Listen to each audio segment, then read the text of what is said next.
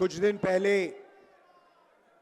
दिल्ली में कांग्रेस हेडक्वार्टर्स का इनॉग्रेशन हुआ और वहां मैंने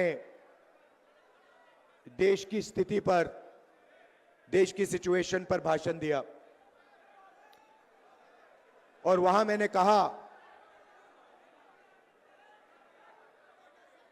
कि कांग्रेस पार्टी ने देश की जनता के साथ मिलकर देश को यह संविधान दिया है और हमारा काम इस संविधान की रक्षा करने का है। हर कांग्रेस पार्टी के कार्यकर्ता का काम इस संविधान की रक्षा करने का है।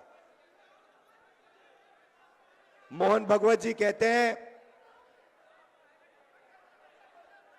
कि जब ये कॉन्स्टिट्यूशन बना था तब हिंदुस्तान को आजादी नहीं मिली थी, हिंदुस्तान को उसके बाद आजादी मिली है। इसका मतलब मोहन भगवत खुलकर कह रहे हैं कि मैं संविधान को एक्सेप्ट नहीं करता हूं और मैं संविधान के खिलाफ हूं, क्योंकि अगर वो आजादी को मानने के लिए तैयार नहीं है तो इसका मतलब है कि वो संविधान को नहीं मानते हैं। और कोने कोने में बीजेपी आरएसएस के लोग संविधान को खत्म करने में लगे हैं, हिंदुस्तान की गरीब जनता को कुचलने में लगे हुए हैं। देश का पूरा धन 20-25 अरबपतियों के हाथ जा रहा है। बिहार को देश की लेबर फैक्ट्री बना दी है।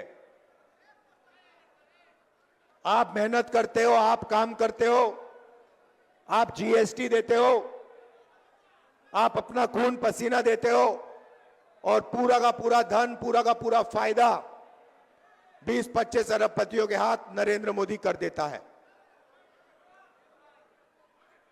संविधान की रक्षा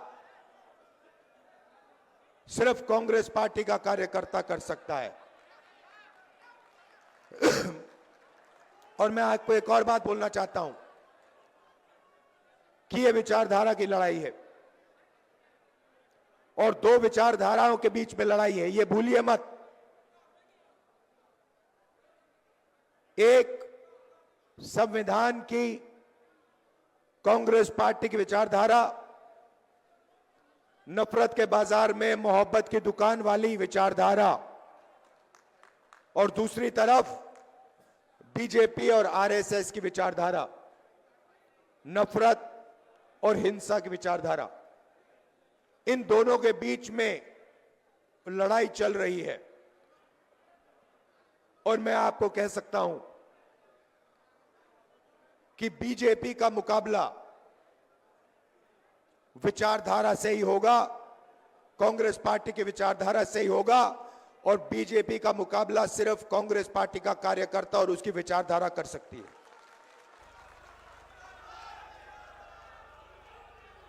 मैंने अपने भाषण में महाराष्ट्र के बारे में बोला। इलेक्शन कमीशन से हम आंकड़े चाहते हैं। महाराष्ट्र में लोकसभा में और विधानसभा में 1 करोड़ वोटर का फर्क है। 1 करोड़ लोगों ने विधानसभा में वोट दिया और लोकसभा में वोट नहीं दिया था। हम जानना चाहते हैं, इलेक्शन कमीशन से जानना चाहते हैं कौन लोग हैं, और हमने इलेक्शन कमीशन से कहा है कि आप हमें लोकसभा की महाराष्ट्र की वोटर लिस्ट दीजिए और विधानसभा की वोटर लिस्ट दीजिए, और इलेक्शन कमीशन हमें वोटर लिस्ट देने को तैयार नहीं है। यह देश के सामने सच्चाई है। अगला चुनाव बिहार में है और यहां पे यह क्रांतिकारी प्रदेश है। देश में जब भी बदलाव आता है यहां बिहार से आता है, आप लोग करवाते हो। और इसीलिए कांग्रेस पार्टी को, इंडिया गठबंधन को एक साथ मिलकर बिहार में बीजेपी और आरएसएस को हराना है। यह विचारधारा की लड़ाई है। आप सबको तैयार हो जाना चाहिए। आप बब्बर शेर हो कांग्रेस पार्टी के, बब्बर शेर हो, टाइगर हो। आप तैयार हो जाओ। बीजेपी और आरएसएस की विचारधारा को बिहार में हमें हराना है। इंडिया गठबंधन के साथ खड़े होकर बिहार में हम इसको हराएंगे।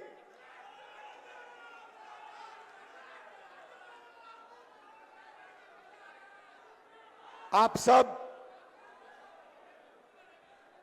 विचारधारा आपके खून में है, आपके डीएनए में है, आपको बताने की भी जरूरत नहीं है। आपने इतने प्यार से मेरा स्वागत किया। आप 24 घंटा कांग्रेस पार्टी की विचारधारा के लिए लड़ते हो। आप 24 घंटा आरएसएस बीजेपी के खिलाफ लड़ते हो और आप डरते नहीं हो। इसके लिए मैं आपको दिल से धन्यवाद करना चाहता हूं।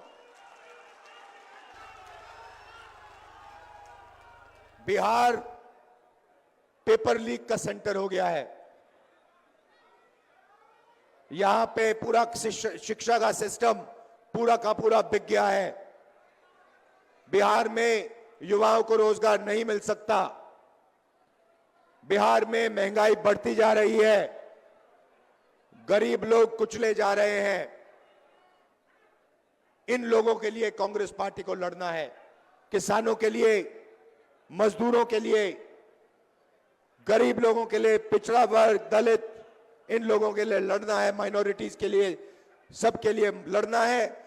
और यहां बीजेपी की विचारधारा को हराना है और कॉन्स्टिट्यूशन, संविधान की विचारधारा को जिताना है।